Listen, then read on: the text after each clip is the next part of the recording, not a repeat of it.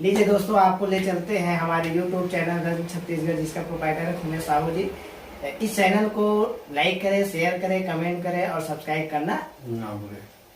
तो आज जबरदस्त वीडियो लेके आपके बीच उपस्थित हुए हैं, जिसमें हमारे साथ दे डोहर सर जी। तो वीडियो को अंत तक देखना, वीडियो पसंद आया तो कमेंट करके जरूर बताना कि वीडियो कैसा लगा। धन्यवाद।